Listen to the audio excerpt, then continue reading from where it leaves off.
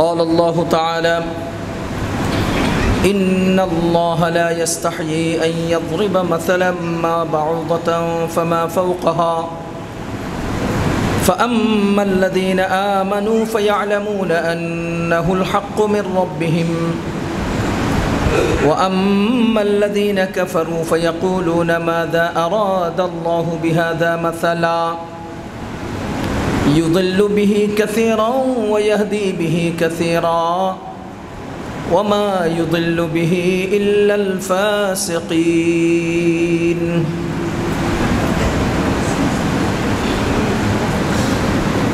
صدق الله العظيم আল্লাহ রাব্বুল আলামিন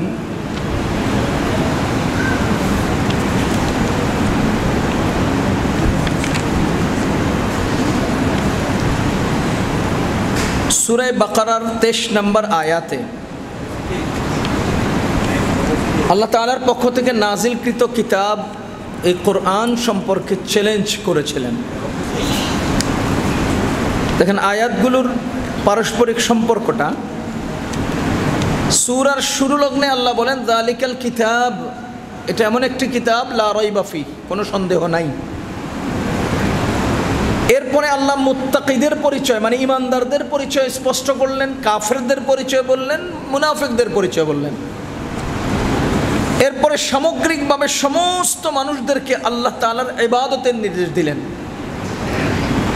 তারপরে 23 নম্বর আয়াতে আল্লাহ তাআলা আল্লাহর পক্ষ থেকে নাজিলকৃত এই কালামের ব্যাপারে চ্যালেঞ্জ করলেন, যদি তোমরা সন্দিহান হও আমার পক্ষ থেকে নাজিলকৃত কিতাবের ব্যাপারে তো ফাতু বিসূরাতিন মিন মিসলি, তোমরা এই সূরার মতো মানে এই কোরআনের মতো একটা সূরা নিয়ে আসো।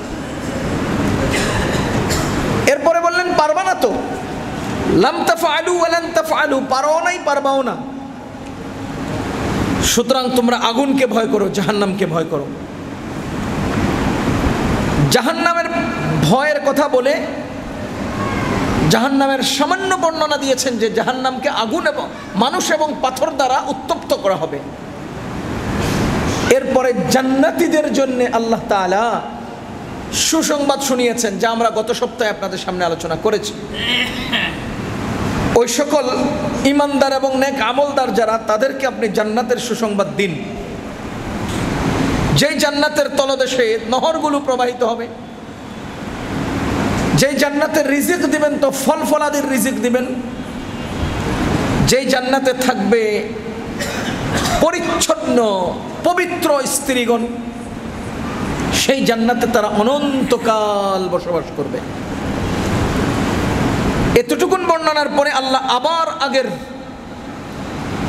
আলোচনার সাথে সম্পৃক্ত করে আবার আয়াত নাজিল করছেন, ইন্নাল্লাহ, নিশ্চয়ই আল্লাহ, লা ইস্তাহি, সংকোচ বোধ করেন না, লজ্জা বোধ করেন না, আইয়াদরিবা মাসালাম মা বাউদা, পেশ করতে, মাসালান উদাহরণ, মা বাউদা, বাউদা মানি মশা, একটা মশার উদাহরণ দিতে আল্লাহ সংকোচ বোধ করেন না, আল্লাহ লজ্জা বোধ করেন না। মানে এত গণনায় পড়ে না এই জাতীয় উদাহরণও আল্লাহ দেন। ফামা ফাওকাহা, এর চেয়ে আরো নিচু কোনো কিছু যদি উদাহরণের জন্য দরকার হয় আল্লাহ সেটাও পেশ করেন।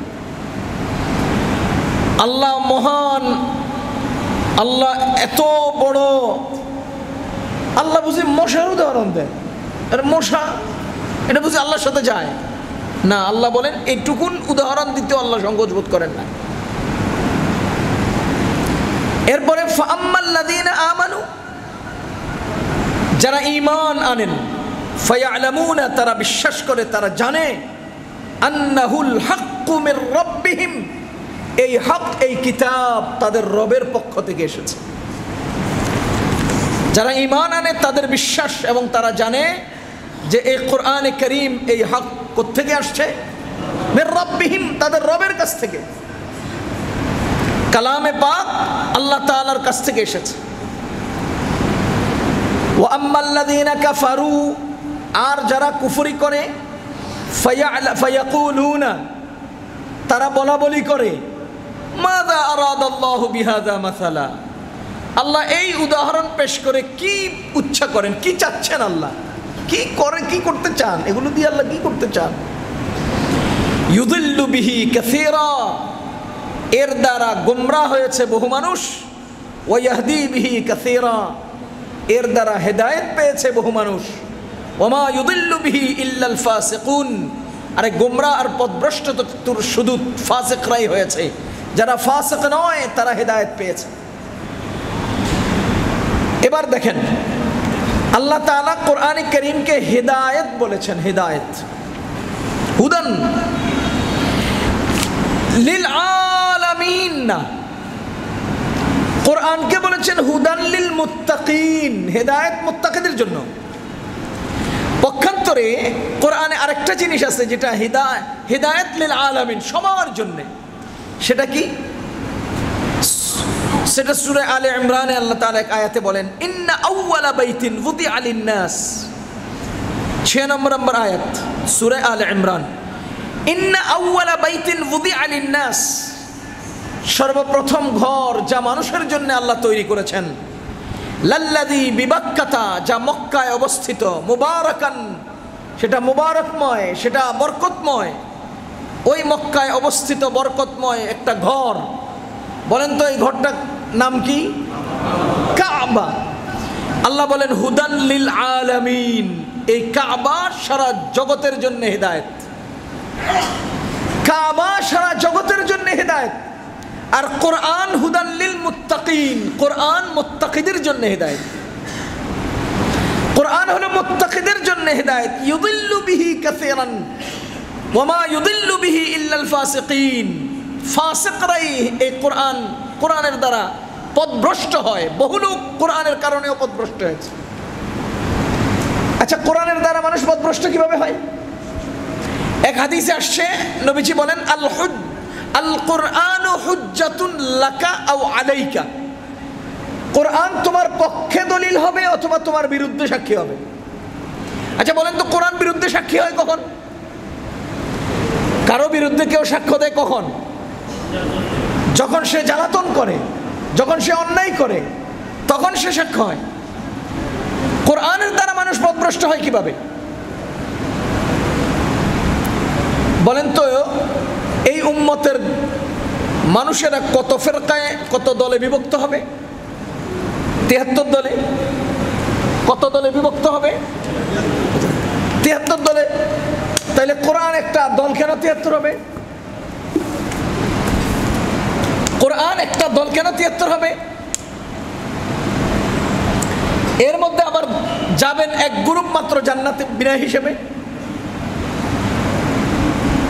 দুনিয়াতে যত বাতিল ফিরকা আছে, দুনিয়াতে যত বাতিল মতবাদ আছে, যেগুলো ইসলামের আঙ্গিকে মানুষের সামনে এসেছে কিন্তু বাতিল, সবাই কোরআন এবং হাদিস দিয়ে তাদের বাতিল মতবাদ প্রতিষ্ঠা করার দলিল দিয়েছে। আপনারা কি বুঝতেছেন? ইসলামের রূপে যত বাতিল দুনিয়াতে এসেছে, তারা কোরআন দিয়েই তাদের বাতিল মতবাদ প্রতিষ্ঠার জন্য দলিল পেশ করেছে। আমি একটা দুটো উদাহরণ দিই। কোরআনে কারীমের সূরা সফের মধ্যে একটা আয়াত আছে, আল্লাহ তাআলা বলেন,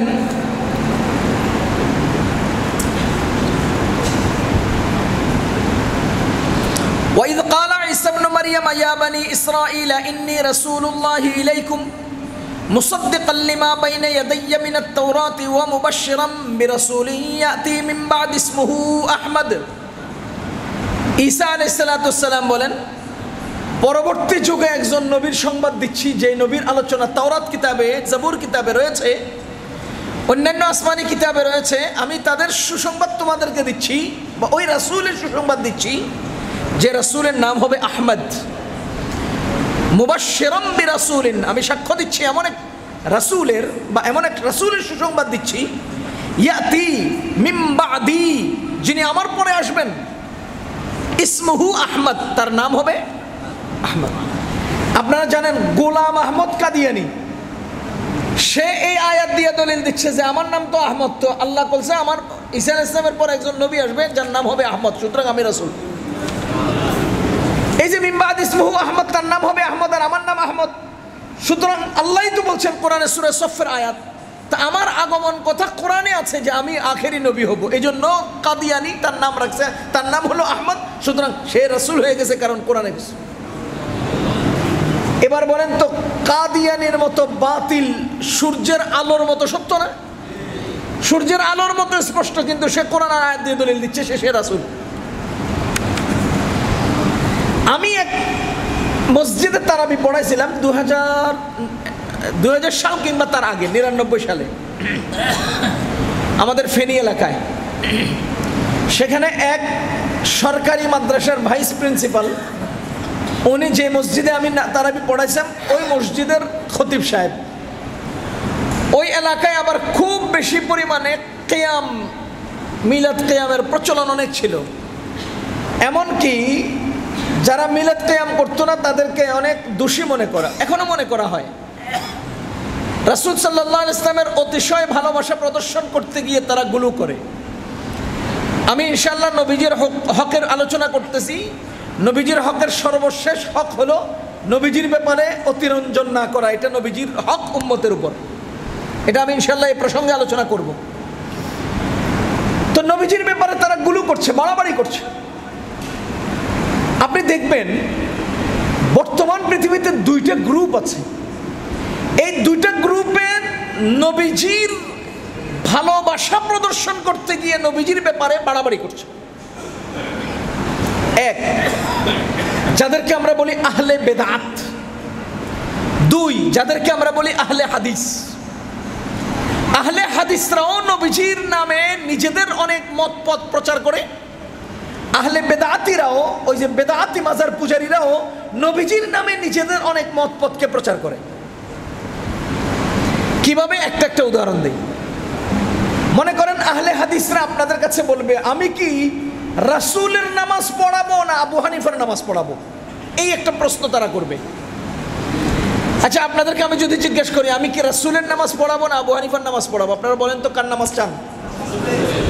একজন লোককে বলবেন আবু হানিফা, বলবেন ইনসাফের সাথে বলেন, কার নাম বলবেন?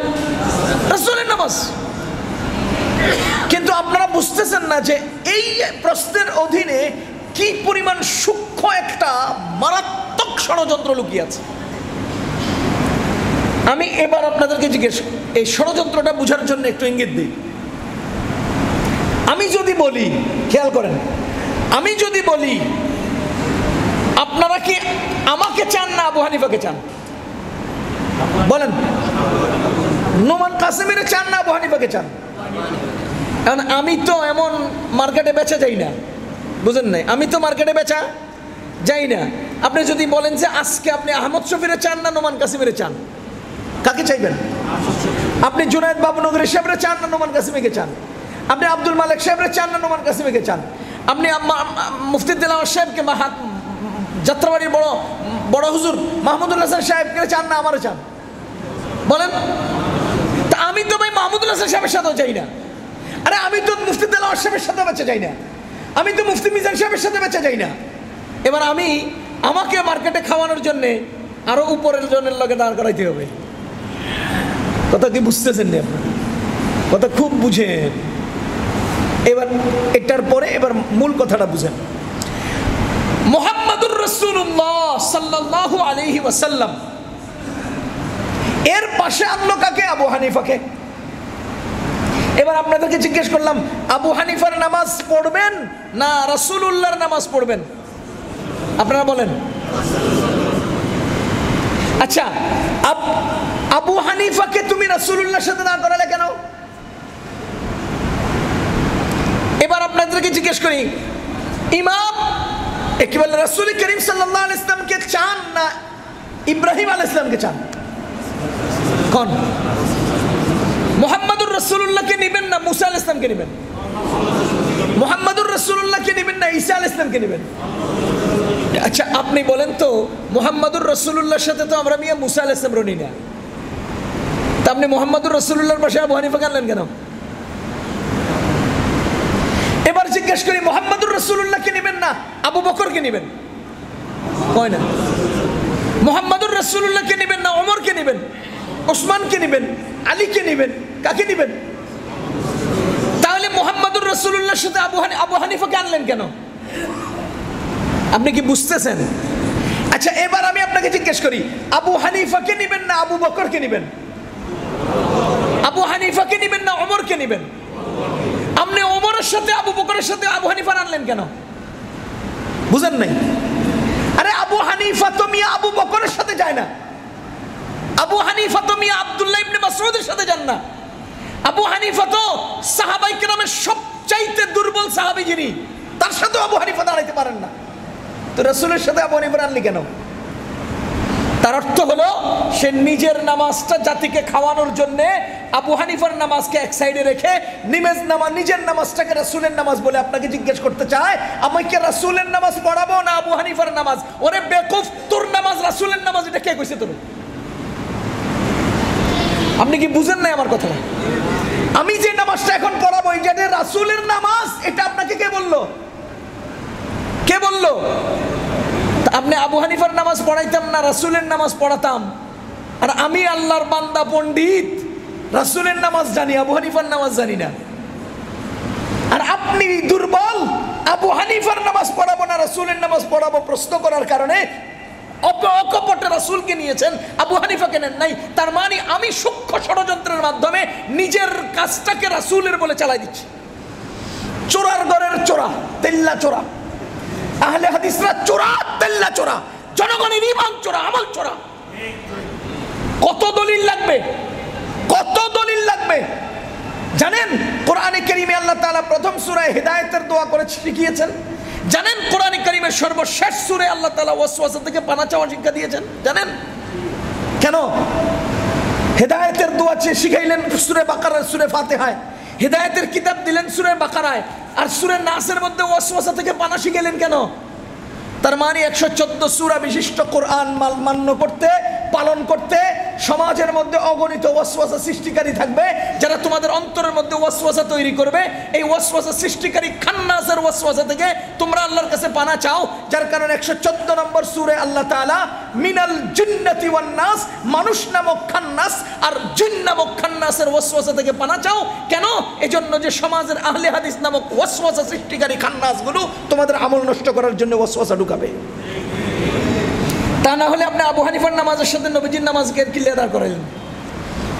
ভাইও বেদনা নিয়ে বলছি, বেদনা, কষ্ট।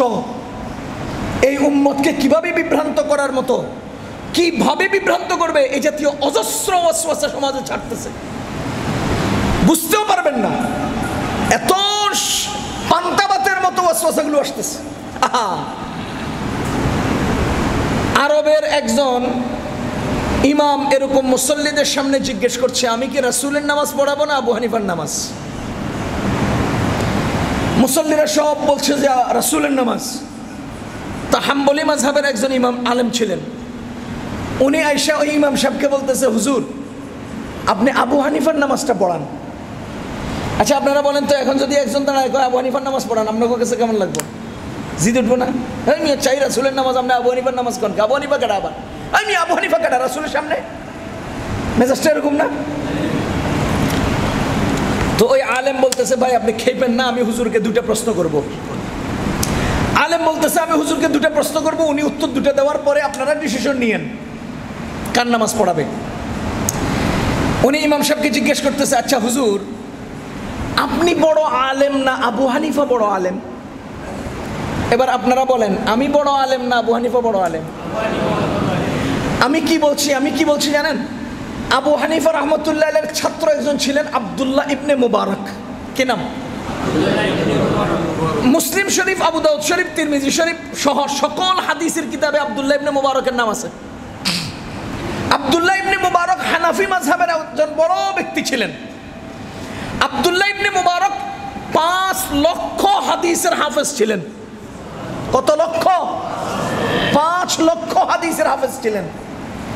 কোরআনের আয়াত ফরফর করে পড়তে পারি, হাদিসকে সনদ সহ শিখতে হয়, তাহলে একটা হাদিস হয়। আব্দুল্লাহ ইবনে মুবারক রহমতুল্লাহি আলাইহি সুবহানাল্লাহি ওয়া বিহামদি। ইমাম আবু হানিফা রাহমাতুল্লাহ আলাইহির ছাত্র।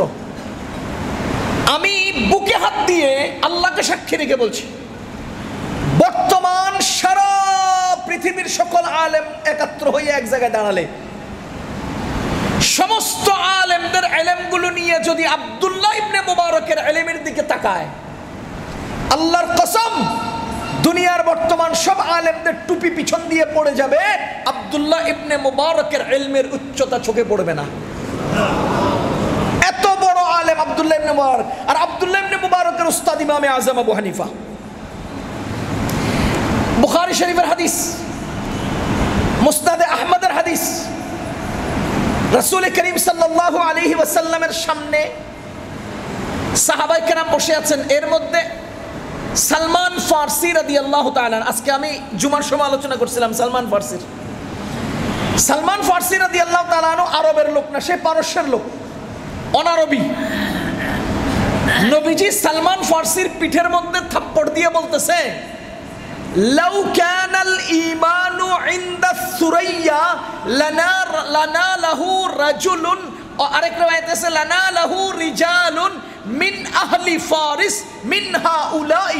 নবীজি সালমান ফারসির পিঠে হাত বুলাইয়া বলছেন, যদি ইলম সুরাইয়া মানে ধ্রুব তারা, ধ্রুব তারার সেখানেও যদি থাকে তো এই এদের দেশের কেউ ওই ধ্রুব তারার সেখান থেকে ইলমকে দুনিয়াতে নিয়ে আসবে।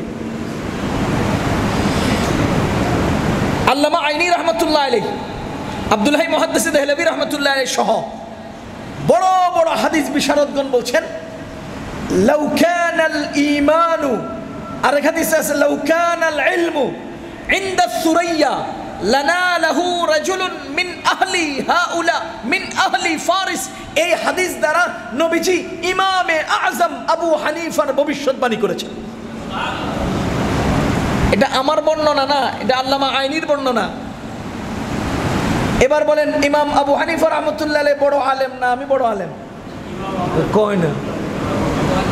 বাংলাদেশে বর্তমানে আমার চেয়ে অন্তত কোটি জন আলেম, বড় আলেম আছে।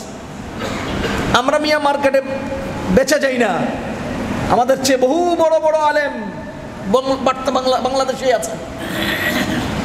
এখন ইমাম সাহেবকে জিজ্ঞেস করতেছেন, হুজুর আপনি বড় আলেম না আবু হানিফা বড় আলেম? আপনারা বলেন তো কে বড় আলেম? ইনসাফের সাথে কর না। আবু হানিফা রাহমাতুল্লাহ আলাইহি বড় আলেম।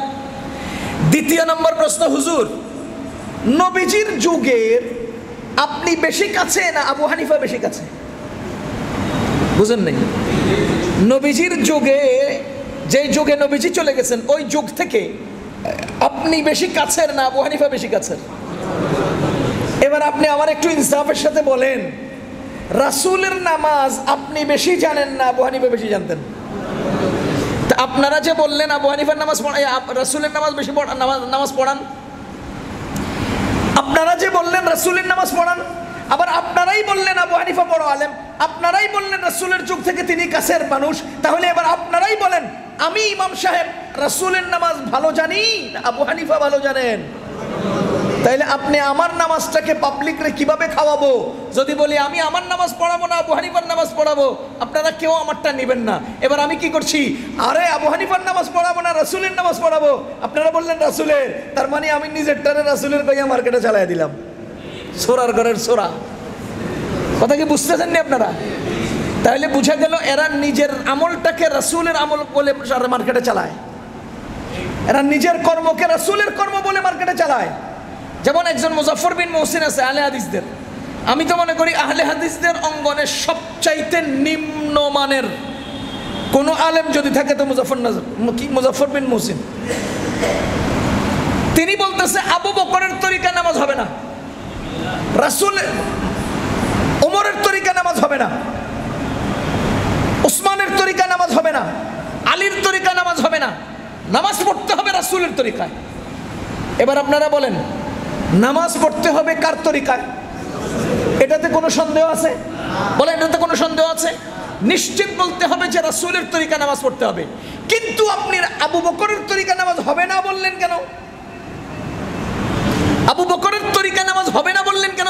রাসূলের তরিকা নামাজ পড়তে হবে এটা আমরা মানি, কিন্তু আবু বকরের তরিকা হবে না এটা কেন বললেন? এটা তো মানি না। আচ্ছা আপনারা বলেন, বাংলাদেশে প্রধানমন্ত্রী বর্তমানে কে? আগেরটা কে? এখন আমি শেখ হাসিনার ফজিলত বর্ণনা করতে যাইয়া খালেদা জিয়ার দোষ বলতে হবে, কোনো কথা আছে নাকি? বুঝেন নাই? দরকার আছে নাকি? এটা সাদা না কালো? এটাকে যদি আমি একদিন যাবত বলি এটা সাদা, এটা সাদা, এটা সাদা, এটা সাদা, এর বিপরীতে এটারে কালো বলার কোনো দরকার আছে? তাহলে আপনি সাদারে সাদা বলতে চাই, কালোরে কালো বলতে হবে কেন? আপনি কারো প্রশংসা করতে থাকেন না, লগে হ্যাঁ আরেকজনের দোষ করতে হবে কেন? রাসূলের তরিকা নামাজ পড়তে হবে, এছাড়া নামাজ হবে না, এই কথা আমরা মানি। কিন্তু আবু বকরের তরিকা নামাজ হবে না এটা বললেন কেন? কেন বলতে হবে এটা? দলিল কি দিয়েছে জানেন? দলিল দিয়েছে, রাসূল বলেছেন সল্লু কামা রাআইতুমুনি উসাল্লি, আমাকে যেভাবে নামাজ পড়তে দেখেছো সেভাবে নামাজ পড়বা। সুতরাং আবু বকরের তরিকা নামাজ হবে না, ওমরের তরিকা হবে না, ওসমানের তরিকা হবে না, রাসূলের তরিকা পড়তে হবে। রাসূল যেভাবে দেখেছে সেভাবে রাসূল নামাজ পড়তে বলেছে, জোরালোভাবে বক্তব্য দিচ্ছে। আচ্ছা, এখন আমার প্রশ্ন হলো, রাসূলের নামাজকে দেখলেন কে? কয় না। তো আবু বকরের তরিকাতে নামাজ হবে না, রাসূলের নামাজ দেখলেন কে? আবু বকরের তরিকাতে নামাজ হবে না। রাসূলের তরিকা নামাজ পড়াতে হবে, আবু বকরের তরিকা নামাজ হবে না। কেন? রাসূল বলছে আমারে যেভাবে দেখছো সেভাবে নামাজ পড়ো। এবার আপনি বলেন যে বক্তা এই কথাটা বললো, উনি নিজে দেখছে না ওনার আব্বাই দেখছে রাসূলরে? কে দেখছে? তাইলে ওনার এই বক্তব্যটা কেমন জানি দলিল দিয়া, এই দলিলের আলোকে সেই ব্যক্তি মানুষদেরকে গোমরাহ করছে। আমি স্পষ্ট বলেছি, ইউদিল্লু বিহি কাসীরা ওয়া ইয়াহদি বিহি কাসীরা। তারা তাদের ভুল মতাদর্শকে জাতিরে খাওয়ানোর জন্য, তারা ওই মতাদর্শ বাস্তবায়নের জন্য কোরআন হাদিসের দলিল পেশ করে। আজীব। দ্বিতীয় নম্বর উদাহরণ, আমি তারাবি যেখানে পড়াইতে গেছি বললাম, ওখানকার ওই আলিয়া মাদ্রাসার ভাইস চেয়ারম্যান, এটা হলো বেদাতিরা, আহলে বেদাত। এই হুজুর, আমি তখন মনে হয় হেদায়া পড়ি এরকম টাইপের, বা আরো নিচে পড়ি। হুজুরে এই জুমার পরে মিলাদ পড়াবেন, তো মিলাদের আগ মুহূর্তে একটা হাদিস শুনাইছেন। হাদিসটা শুনাতে গেছেন, আমি তো একদম পাশে বসে শুনতেছি। কি বললেন? قال رسول الله صلى الله عليه وسلم من صلى علي عند قبري سمعته, যে ব্যক্তি আমার উপরে দরুদ পড়ে আমার কবরের পাশে, আমি নিজে তার দরুদ শুনতে পাই। সুবহানাল্লাহ। নবীজির রওজা মুবারকের পাশে কেউ দরুদ পড়লে নবীজি নিজে শুনতে পান। দ্বিতীয় অংশ হলো ওয়ামান সাল্লা আলাইয়া নাইয়ান উবলিগতুহু, নবীজি বলেন আর কেউ যদি দূর দূরান্তে দরুদ পড়ে তবে সেই দরুদ আমার কাছে পৌঁছানো হয়। আপনি কে? আপনার নাম কি? আপনার আব্বার নাম কি? আজকে সারাদিনে কয়বার দরুদ পড়ছেন? এই দরুদগুলোকে ফেরেশতারা একটা প্যাকেটের মধ্যে ঢুকাইয়া, মেড ইন বাংলাদেশ নোমান বিন আব্দুল আহাদের পক্ষ থেকে 100 বার দরুদ, প্যাকেটটা নিয়ে মদিনা শরীফের নবীজির রওজায় পেশ করে দেয়। বুঝেন নাই? ওমান সাল্লা আলাইয়া নাইয়ান উবলিগতুহু, হাদিস বলে যারা দূর দূরান্তে দরুদ পাঠ করে তাদের দরুদ ফেরেশতাদের মাধ্যমে নবীজির কাছে পৌঁছানো হয়। এটা হলো সহিহ, এটা হলো যৌক্তিক, এটা হলো যৌক্তিক এবং সহিহ অনুবাদ। ওয়াল্লাহ, কোরআন সামনে নিয়ে মেহরাবে বলছি, ওই আল্লাহর বান্দা অনুবাদ করেছে ওয়ামান সাল্লা আলাইয়া নাইয়ান উবলিগতুহু, যারা দূর দূরান্তে দরুদ পড়ে আমাকে তাদের দরুদের কাছে পৌঁছানো হয়। কি অনুবাদ করলো? আমাকে তাদের দরুদের কাছে পৌঁছানো হয়। তো আমার যখন দরুদের কাছে পৌঁছানো হয়, তাহলে নবীজি যখন আমার দরুদের কাছে আসেন, তো আমি এখানে বসে বসে দরুদ পড়লে কি আর হবে? তখন আমাকে দাঁড়াইতে হবে। তো এই হাদিসের আলোকে রাসূল আমাদের কাছে আসেন, এটা প্রমাণিত। আর এই প্রমাণিত হওয়ার কারণেই আমরা কিয়াম করি, সাব্যস্ত করে নিয়েছি। রাসূল আসবে আর তুমি সেখানে দাঁড়াইবা না, এটা কেমন কথা? কি বলেন? রাসূল আসবে তুমি সেখানে দাঁড়াইবা না, এটা কেমন কথা? তুমি কি আদব লেহাজ আছে নাকি তোমার? ওই যে সিলেটে কেউ আছেন এখানে? সিলেটের ফুলতলি আছে একটা, সেই জকিগঞ্জ এলাকায়। ফুলতলির পীর সাহেব হুজুর যেদিন মারা গেছেন, আমি ফুলতলির এক বড় মুরিদ এবং ফুলতলি অঙ্গনের আলেমের মুখে বক্তব্য শুনেছি। তিনি বলতে সে ফুলতলির হুজুরের জানাজায় গেছে। ফুলতলি হুজুরের জানাজায় গেছে। এবার আমিও কি করি, ফুলতলি হুজুরের জানাজায় ওখানে গিয়া শুধু তালাশ করতেছি আজকের জানাজা কে পড়ায় কে পড়ায় কে পড়ায়। পরে দেখলাম যে ফুলতলির পীর সাহেবের ছেলে পড়াইছে। ওরে বেয়াদবের বাচ্চা, রাসূল আসলো, তুই কি লেগে পড়ালি? কয় না, যেখানে স্বয়ং রাসূল আসলেন সেখানে তুই জানাজা পড়াইবি কোনা কলে? এবার আপনি বলেন, ইনসাফের সাথে বিচার করতে গেলে কোথায় গিয়া থাকে? ইনসাফের সাথে বিচার করতে গেলে কোথায় গিয়ে থাকে? তারা নিজেদের মত পথকে বাস্তবায়নের জন্য নবীজির দলিল দিয়া নবীজির উপরে বাড়াবাড়ি করছে। আফসোস না? চেয়ারের মধ্যে সুন্দর করে দেখবেন বিভিন্ন বেদাতি এলাকায় এই হুজুররা এমনভাবে বুঝায় পাবলিক রে, সুন্দর করে এখানে একটা তোয়ালিয়া দেয়, উন্নত চেয়ার দেয়, এরপরে চারোদিকে গোল হইয়া এভাবে হাতরে দিয়া একেবারে মুতাওয়াজ্জি হইয়া হ্যাঁ মিলাদ শরীফ কিয়াম শরীফ শুরু করে। কেন? কিছুক্ষণের মধ্যে রাসূল আসবেন, এরপরে রাসূল চেয়ারে বসবেন, আমরা ওনাকে সম্মান জানাই। আমার একটা প্রশ্ন হলো, রাসূল কতক্ষণে আসছে তোমরা কি নিশ্চিত জানতে পারো?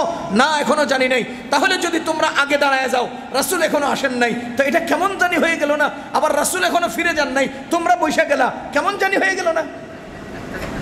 বুঝেন নাই? তুমি তো দেখলে না কখন আইলো, আগে দাঁড়ায় গেছ, বেয়াদবি হইল না? এখনো নবীজি জান নাই, তোমরা বয়ে গেছো, বেয়াদবি হইল না? যা কোরআন হাদিস দ্বারা সাব্যস্ত না, তা আকল দিয়ে কখনোই সাব্যস্ত করা যায় না। কথা কি বুঝতেছেন আপনারা? চট্টগ্রামের এক বক্তা, আজীব লাগে আমার কাছে, চট্টগ্রামের এক বক্তা, আরেকদিন শুনেছিলাম কিনা শিরিকের মাসালায় হয়তো আমি বলেছিলাম, সে বলতেছে বাংলাদেশ সরকারের কাছ থেকে কিছু বাজেট নিতে হলে যেরকম আমরা আমাদের এমপি সাহেবের মাধ্যমে স্পিকারকে বলতে হয়, স্পিকার সেটা হাউসে উপস্থাপন করেন, সেখান থেকে প্রধানমন্ত্রী বাজেট দেয়, ঠিক তেমনিভাবে আমরাও আমাদের আল্লাহর কাছ থেকে কিছু আনতে হলে পীর আউলিয়ার কাছে যেতে হয়, পীর আউলিয়া আল্লাহর কাছে প্রস্তাব করতে হয়। আফসোস না? বলেন আফসোস না? এগুলো আক্ষেপের বিষয় না? চট্টগ্রামে একটা এলাকা আছে মাদারসা, কি জায়গার নাম কি? মাদ্রাসা না, মাদারসা, মাদারসা। এই মাদারসা এলাকায় একটা বড় মসজিদ আছে, বড় একটা মাঠ আছে। ওই মাঠের এই মসজিদে প্রবেশের এই পাশে একটা ছোট্ট পুকুর আছে, ওই পাশে ডান পাশে মাঠ, এখানে একটা পুকুর, এদিক দিয়ে মসজিদের দিকে যায়। পুকুরের কোনায় একটা ছোট্ট ঘর আছে। ঠিক এই মাঠের পূর্ব সাইডে এক আল্লাহর বান্দা আছে, তৈয়ব ভাই, ওনার নাম তৈয়ব ভাই। আমি 2012-13 সালের দিকে ওখানে ওয়াজে গেছিলাম, লম্বা টাইম বয়ান করছি। বয়ান শেষে আমি তৈয়ব ভাইকে জিজ্ঞেস করলাম, এত সুন্দর এলাকা, এই যে ঘরটা, এই ঘরটা বন্ধ পুকুরের কোনায়, ঘরটা এটা কি ঘর, এটা কিসের? এটা একটা মাদ্রাসা, এটা একটা কাছারি, এটা হয় না এরকম? আমি জিজ্ঞেস করলাম এটা কি? তৈয়ব ভাই আমাকে বলতেছে এখানে গোসল শরীফ বিতরণ করা হয়। এই ঘরে কি বিতরণ করা হয়? গোসল শরীফ। আমি কতক্ষণ চিন্তা করলাম, জীবনে মক্কারে জানলাম শরীফ, মদিনারে বলি শরীফ, কোরআনরে বলি শরীফ, আরে এনে বলে গোসল শরীফ। গোসল কেমনি শরীফ হয়? চট্টগ্রামের ইমাম সাহেবের রুমের উপরে লেখা আছে হুজরা শরীফ, হুজরা শরীফ। আপনাদের এতে আছে নাকি হুজরা শরীফ? দুনিয়া কি জানি রুমের উপরে কি লেখা, ও হুজরা খানা, এগুলো হুজরা শরীফ। আজীব। গোসল শরীফ এটা কি জিনিস? পরে তো এবারে ধরলাম, গোসল শরীফের রহস্যটা বলেন, গোসল শরীফ বিতরণের রহস্যটা বলেন। ভাইও হতভম্ব হয়ে যাবেন। ওই যে পাকিস্তান থেকে একজন বড় ধান্দাবাজ বাংলাদেশে আছে, তাহের শাহ, জানেননি আপনারা? এটা আমি ধান্দাবাজ বলি। পাকিস্তান থেকে আপনি হায়ার করে আনতে হবে কেন? আপনাদের দেশে সুন্দর মোটা তাজা বিশাল চেহারা, ঘাড় মোটা, পাশা বড় এরকম হুজুর নাই? তো হেডি একটা বসাইয়ে পূজা করেন না, পাকিস্তান থেকে আনতে হবে কে? পূজাই যদি করতে হয় তো আমরা এরকম একটা বসাই দেন না, সমস্যা কি? আপনার এলাকায় তো একটা সার্ভিস আছে, পাকিস্তান থেকে আনে। এই তাহের শাহ পাকিস্তানে বাংলাদেশে আসলে উনি ওই ঘরের মধ্যে গোসল করেন। উনি ওই ঘরে গোসল করার পরে ওনার গোসলে ব্যবহৃত পানিগুলো বোতলে বোতলে বিতরণ করা হয়। এই পানির অপর নাম গোসল শরীফ। ওনার ব্যবহৃত পানির অপর নাম গোসল শরীফ। এবার আপনারা বলেন, হযরত ওয়ালার মাথার ধোয়া পানিগুলোর তো একটা দাম আছে, হযরত ওয়ালার কুলি করা পানিগুলোর একটা দাম আছে, হযরত ওয়ালার শরীরের পানিগুলোর একটা দাম আছে, কিন্তু হযরত ওয়ালার নাভি থেকে হাঁটুর নিচ পর্যন্ত এই জায়গার ধোয়া পানিগুলোর কি উপায়? হ্যাঁ, কোন আকলে আপনি হযরত ওয়ালার নাভির নিচের পানিগুলো, ব্যবহৃত পানিগুলো আপনারা বোতলে নিয়ে যান, এরপরে আবার এটারে ভক্ষণও করে, পান করে, এটা শরীরের মধ্যে ছিটায়, এটারে মিক্স করিয়া করিয়া গোসল করিয়া তার রোগ বালাই দূর করে। আফসোস, কিভাবে মানুষের মগজ ধোলাই করলে পরে এই জাতীয় বিশ্রী এবং এবং ব্যবহৃত মায়ে মুস্তামালকে তারা উপকারী এবং উপযোগী মনে করে ব্যবহার করে। কি পরিমাণ আকল নষ্ট হলে, রুচি নষ্ট হলে করে এটা। মানুষকে বুঝাই দিচ্ছে এই কথা, মানুষকে বুঝাই ফেলছে। এখন তিনি বলতেছেন যে আল্লাহর কাছ থেকে কিছু বাজেট নিতে হলে পীর সাহেবের কাছে বলতে হয়। আমি কিছুক্ষণের জন্য মানে নিলাম, আপনার পীর সাহেবকে বললে আপনার পীর সাহেব আল্লাহর কাছ থেকে বাজেট করে আনবে। কিন্তু দুঃখজনক হলো বাংলাদেশের করোনাকালীন সরকারের পক্ষ থেকে দেওয়া জনগণের জন্য যে ত্রাণ, এই ত্রাণের তেলের সারি সারি বোতল আপনার খাটের নিচে ঢুকে গেল কেমনে? বুঝেন নাই?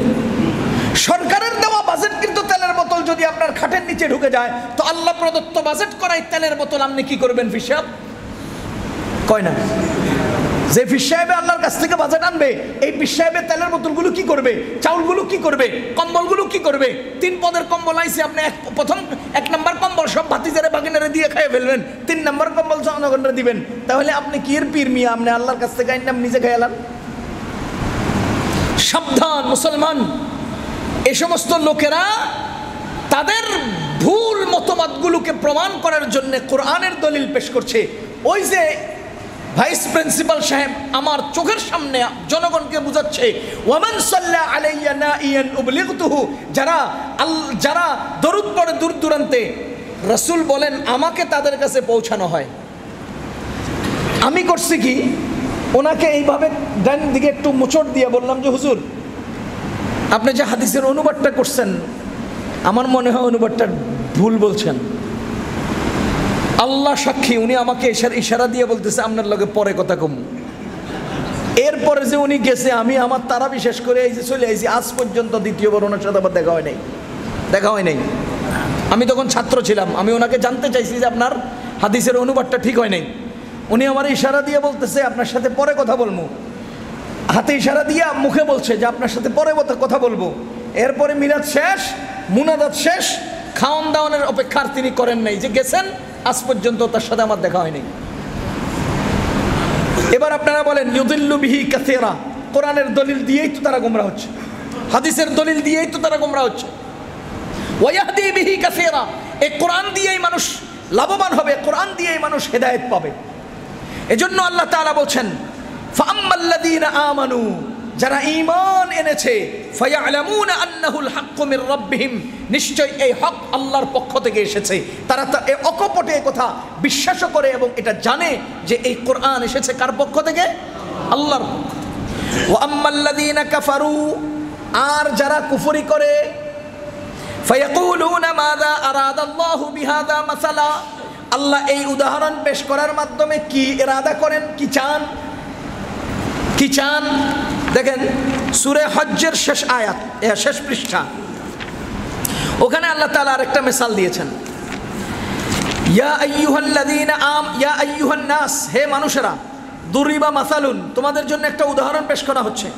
ফাসতামিউ লা, মন খুলে কান খুলে শুনো।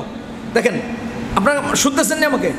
ফাসতামিউ, এখানে কিন্তু শব্দ ব্যবহারটা আল্লাহ তাআলা এমন শব্দ নিয়েছেন যে মন খুলে শুনো, মনোযোগ দিয়ে শুনো। ইয়া আইয়ুহান নাস, হে মানুষ সকল, দুরিবা মাসালুন, তোমাদের জন্য একটা উদাহরণ পেশ করা হয়েছে। ফাসতামিউ লা, তাকে তোমরা মনোযোগ দিয়ে শুনো। কি? ইন্নাল্লাযীনা তাদউনা মিন দুনিল্লাহি, যারা আল্লাহ ছাড়া অন্যকে ডাকে, ইন্নাল্লাযীনা, যারা তাদউনা ডাকে, মিন দুনিল্লাহি, আল্লাহকে ছাড়া, লা ইয়াখলুকু, তারা সৃষ্টি করতে পারে না, যুবাবান, একটা মাছিও, ওয়ালা ইজতামাউ লা, সবাই যদি জমা হয় তবুও না। একটা মাসিদও বানাইতে পারে না একজন দুইজন না, ইজতামাউ লাহু, সব মানুষেরাও যদি একত্র হয়, যারা আল্লাহ ছাড়া অন্যকে ডাকে, সবাই যদি একত্র হয় একটা মাসি তৈরি করবে, তাও পারবে না। ওয়া ইয়াসলুবুহুমুদ দুবাবু শাইআন লা ইস্তানকিযুহু মিন, যদি একটা মাসি আইসা তাদের খাবার দাবারগুলো বা তাদের কোনো সমস্যা তৈরি করে কিছু ছিনাইয়া নিয়ে যায়, লা ইস্তানকিযুহু মিন, ওই সবগুলো মানুষ একত্র হইয়াও মাসিটার কিছু করতে পারবে না। মানে সবগুলো মানুষ না, সবগুলো খোদা, তারা যাদের ইবাদত করছে এরা সবাই একত্র হইয়াও মাসিটারে তাড়াইতে পারবে না। ওয়া ইয়াসলুবুহুমুদ দুবাবু শাইআন, মনে করেন আপনাদের দেশে জানি না হিন্দুরা ওই যে কি জানি কয় শিবলিং, হ্যাঁ, এর মধ্যে দুধ ডালে, হ্যাঁ শিবলিং, আমি তো লিঙ্গ করতে চাই না, এটা এত বিশ্রী শব্দ কেমনে কয়, আমি লিঙ্গ পর্যন্ত করছি।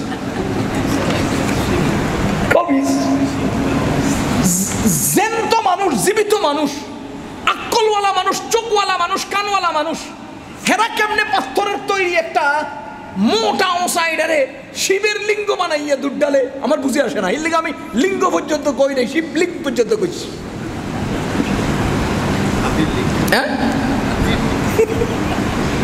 আল্লাহ আমাদেরকে হেফাজত করেন, মালিক মেহরবানি করে আমাদেরকে হেদায়েত দিয়েছেন, হেদায়েতের উপর অবিচল রাখেন।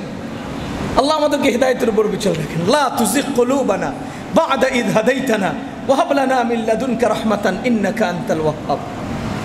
হেদায়েত আল্লাহর দেওয়া, আল্লাহ দিয়েছেন। আরে ভাই, আমিও তো দুধ ঢালতে পারতাম, আমিও তো পারতাম।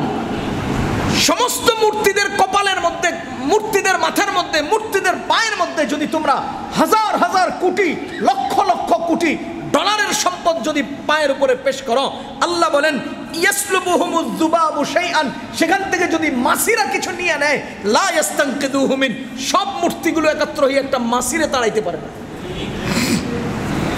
আল্লাহ বলেন দুআফাত তালিবু ওয়াল মাতলুব, যারা পূজা করে, যাদেরকে পূজা করা হয়, দুটাই দুর্বল, দুটাই বেহুদা।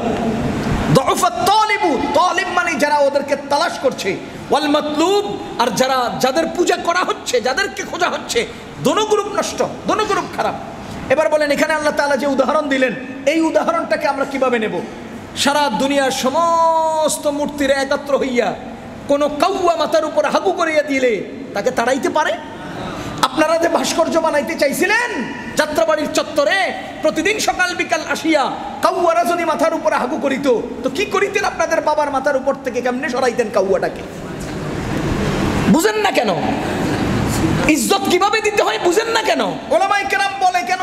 বলে এই জন্য যে আপনারা বুঝেন না। আচ্ছা, ইসলামের সাথে বলেন, মুসা আলাইহিস সালাতু ওয়াস সালামকে চিনেন? কোন না চিনেন?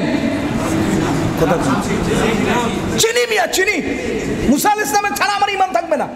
আরে মুসা আলাইহিস সালাম না চিনলে তো আমার ঈমানই হবে না। আমি হ্যাঁ, আমানতু বিল্লাহি ওয়া মালাইকাতিহি ওয়া কুতুবিহি ওয়া রুসুলির মধ্যে মুসা আলাইহিস সালাম নাই, তাইলে আমার অন্তরের মধ্যে কে আছেন? মুসা আলাইহিস সালাম। এবার আপনারা বলেন ফেরাউনকে চিনেন কিনা? ফেরাউনের অস্তিত্ব, উজুদ, শরীর, বডি আছে কিনা দুনিয়াতে? মুসা আলাইহিস সালামের বডি, ফেরাউনের বলেন না, ফেরাউনের বডিটা দুনিয়াতে আছে, মুসা আলাইহিস সালামের? তাহলে ফেরাউনের বডি দুনিয়াতে থাকবে আর মুসা আলাইহিস সালামের অস্তিত্ব জেহেনে থাকবে, মনে থাকবে। কথা কি বুঝেন নাই? যিনি দামি সে মানুষের মনে মনে থাকে, আর যার দাম নাই হে রাস্তার সত্তরে সত্তরে ভাস্কর্য হইয়া খাড়ায় থাকে। বুঝলে বুঝপাতা, না বুঝলে তেজপাতা। কেমনি কি কইতাম? বেশি বুঝাইলে এরা আবার খেপবো, এই লোকগুলো খেপে যাবো। হ্যাঁ, আমার আব্বার নম্বর এরকম করে আপনি তাহিরির নাম লইছেন। আচ্ছা, ফজলুল হক ফরিদপুরি রহমতুল্লাহের নাম শুনছেন না? আমাদের সদস্য হুজুর রহমতুল্লাহ বলেন, উনি একটা কালো কোট বঙ্গবন্ধুরে হাদিয়ে দিয়েছেন, শেখ মুজিবুর রহমান সাহেবের হাদিয়ে দিয়েছেন। এখন ফরিদপুরি রহমতুল্লাহ আলাই মাদ্রাসায় বসে বসে পড়াইছেন, আর বঙ্গবন্ধু স্টেজে দাঁড়ায় বক্তব্য দিচ্ছেন। কোট এটা আইলো কোথেকে? মানুষে দেখছে কার কাছে? কয় না। নাম হয়েছে কার? এটা মুজিব কোর্ট হয়ে গেছে। আসলে এটা হুজুর কোর্ট, আসলে এটা হুজুর কোর্ট, কিন্তু পাবলিক হুজুরে না দেখে মুজিবরে দেখছে, এই জন্য কি কোর্ট? বুঝেন নাই? এটা পুরান কথা। আপনি তাহিরিতে শুনছে দেখে তাহিরির ডায়লগ করছেন, এটা পুরান ডায়লগ। উনি তাহিরির নাম লইছে, তাহিরির নাম লইনি কি আমরা? তাহিরি বলছে। যা হোক, কি বলছিলাম? যারা দামি তারা কোথায় থাকে? অন্তরে। যারা দামি তারা কোথায় থাকে? অন্তরে। যাদের দাম নাই তারাই রাস্তাঘাটে থাকে, তারাই ওই জাদুঘরে থাকে, তারাই রাস্তার মোড়ে মোড়ে থাকে। এবার আপনি বলেন, আপনি কি দামি বানাতে চান নাকি রাস্তার কুলে কুলে নিতে চান? আফসোস লাগে আমার কাছে। এই জন্য আমরা অনুরোধ করছি, ভাই গুনাহটা করায়েন না। এই যে আল্লাহ তাআলা উদাহরণ দিচ্ছেন, এই ভাস্কর্যদের উদাহরণ দিচ্ছে যে এদের মাথার উপরে কাউয়া আসিয়া পায়খানা করিয়া দিলে ওয়াই ইয়াসলুবুহুমুজ যুবাবু লা ইস্তানকিযুহু, সব মিলাইয়াও কাউয়া একটা দাঁড়াইতে পারবে না। যাহুবাত তালিবু ওয়াল মাতলুব, দুটোটা নষ্ট, দুটোটা দুর্বল। যে বানায় সেও দুর্বল, যাকে বানাচ্ছে সেও দুর্বল। যাহা হোক, ইউদিল্লু বিহি কাসীরান ওয়া ইয়াহদি বিহি কাসীরা ওয়া মা ইউদিল্লু বিহি ইল্লাল ফাসিকিন। হেদায়েত পায় অনেক লোকে কোরআনের দ্বারা, গুমরাহ হয় অনেক লোকে কোরআনের দ্বারা। আর গুমরাহ হয় কারা?